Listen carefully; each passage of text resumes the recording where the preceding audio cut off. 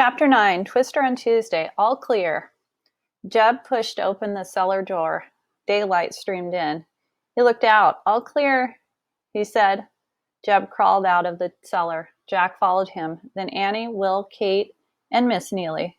The sky was gray above them. The Twister had torn the roof off the dugout and sucked everything out, even the rug. They all stared in shock at the empty space. Then Miss Neely smiled. Well, at least we are all safe, she said. They stepped out of the hut. The air was thick with dust and bits of grass. The Twister had cut a wide path of dirt and destruction across the prairie. It was still whirling away on the horizon. Everyone watched silently as the Twister became long and thin, like a piece of rope.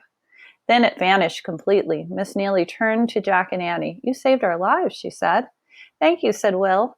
Thank you, said Kate, hugging Annie.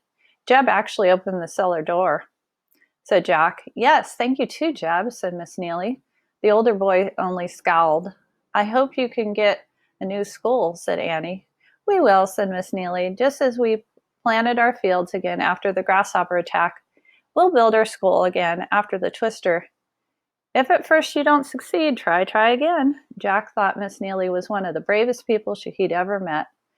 You're a good teacher, he said shyly. I love teaching, she said.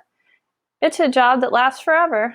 Whatever you teach children today travels with them far into the future. That's true, said Annie. Jack smiled. Well, we better leave again, he said. Bye, everyone waved except Jeb. Jack and Annie started across the prairie back toward the treehouse. They hadn't gone far when Jack heard someone shout his name. He turned around. It was Jeb. Wait, the older boy yelled. He had a fierce look in his face. He started running toward them. Oh no, Jack breathed. Did Jeb still want to fight? Leave us alone, Annie said angrily. Shh, Annie, said Jack.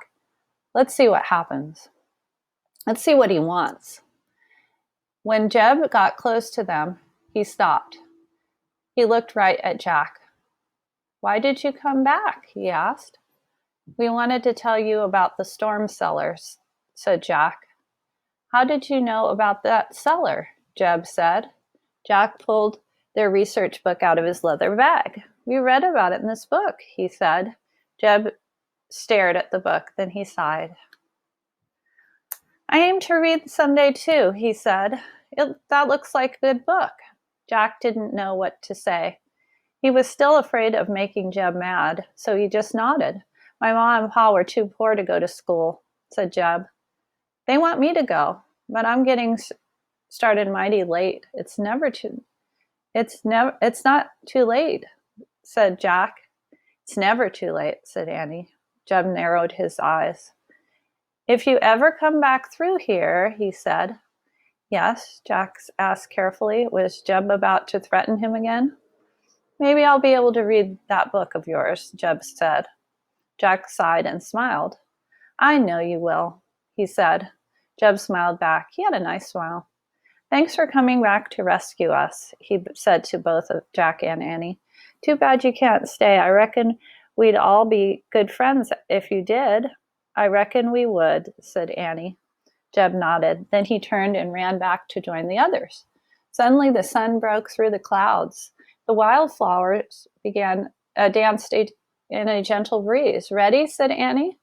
Jack just stood there, staring at the sunlit prairie. Jack, ready to go? Annie asked. In that moment, Jack actually hated to leave, but he nodded slowly and said, let's go. He and Annie took off through the bright, sparkling grass. They ran to the small grove of trees near the creek. They climbed up the rope ladder and scrambled into the treehouse. Annie picked up their Pennsylvania book. I wish we could go there, she said. This time the wind did not start to blow.